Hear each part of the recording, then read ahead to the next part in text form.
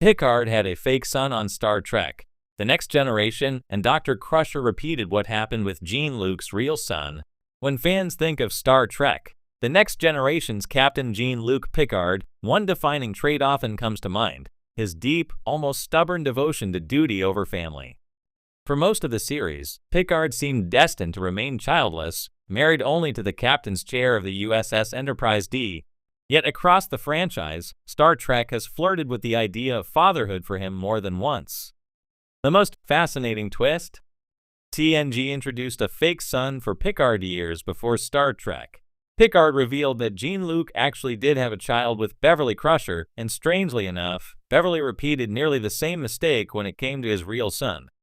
This strange narrative echo between The Next Generation and the later streaming series adds a whole new layer of meaning to both stories, showcasing how Picard's greatest fear, intimacy, and the complications of family was tested by the very people closest to him.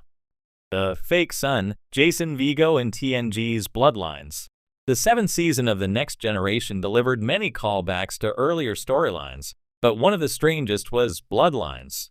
In this episode, Picard is contacted by Daimon Bach, the Ferengi whose son Picard killed in battle years earlier, The Battle, in Season 1.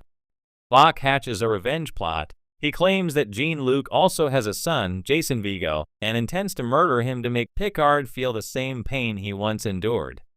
Naturally, Picard is stunned. Jason is introduced as a rebellious young man, raised without knowledge of his supposed father. He is rough around the edges, skeptical of Starfleet, and carries a visible resentment for the man suddenly dropped into his life. For Picard, it's an emotional whiplash. After years of keeping his personal life strictly compartmentalized, he is forced to consider whether he can live with this unspoken legacy. The catch, of course, is that Jason isn't really his son.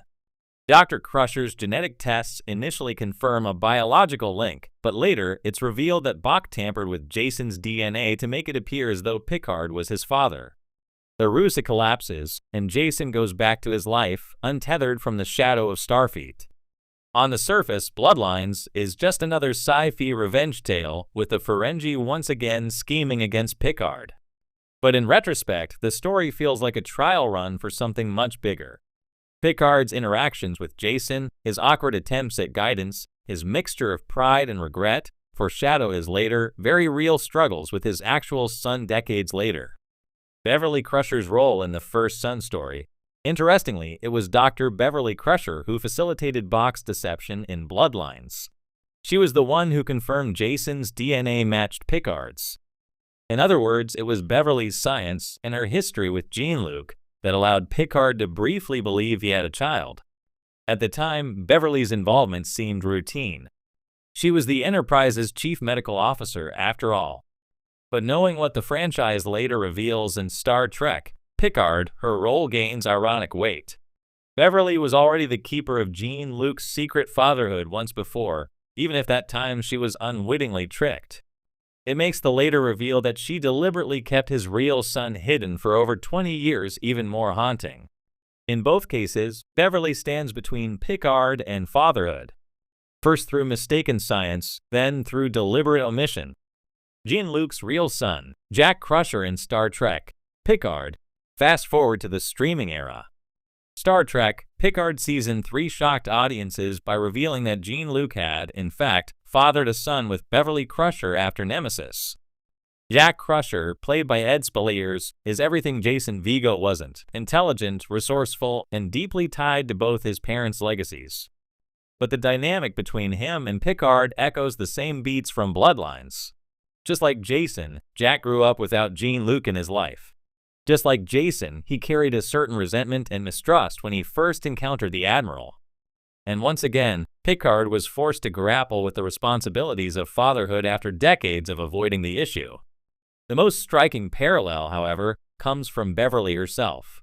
Unlike the first time, when Bach manipulated medical records to convince Picard he had a son, Beverly made the choice to withhold the truth about Jack. For over 20 years, she didn't tell Jean-Luc about his son, claiming she wanted to protect Jack from the dangers that followed Picard's name. In doing so, Beverly repeated a cosmic rhyme. Once again, she stood at the center of a narrative about Picard's hidden child. Only this time, the deception wasn't caused by Ferengi trickery, but by her own decision. Why Star Trek kept testing Picard with fatherhood. The repetition of this theme across decades of Star Trek storytelling feels intentional, even if the writers of TNG could never have foreseen the specifics of Picard. Jean-Luc's resistance to family life was a cornerstone of his character. In The Inner Light, when he experienced a lifetime as a husband and father, fans glimpsed a side of Picard that seemed forever out of reach. The same happens in Generations, where Q tempts him with visions of the family he never had. By giving him both a fake son and a real one, the franchise consistently tested his commitment to remaining detached. Every time he faltered, not because he was unwilling, but because he cared too much too quickly. With Jason Vigo, he tried to play the role of mentor and father almost immediately. With Jack Crusher, he was equally quick to embrace the bond once the truth came out. Picard's tragedy wasn't that he lacked the ability to be a father. It was that fate, deception, and choices outside his control kept stealing that chance away until it was almost too late.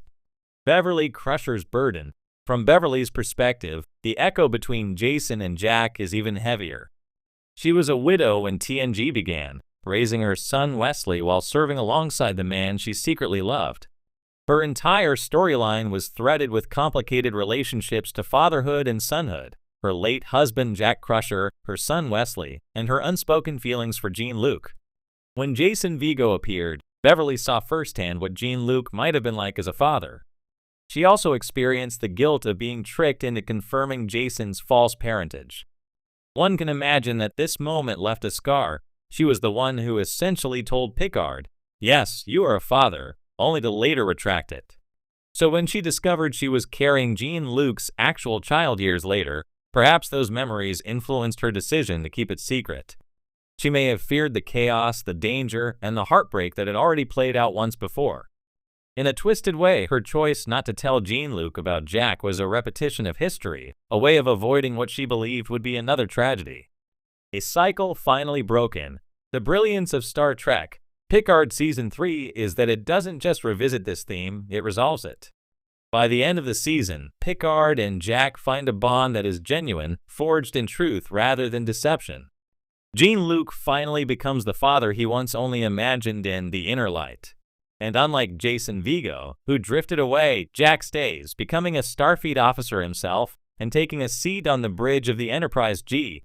The cycle of fake sons, withheld truths, and missed opportunities finally breaks. Jean-Luc Picard, after decades of stories about what might have been, is no longer just a captain. He is a father.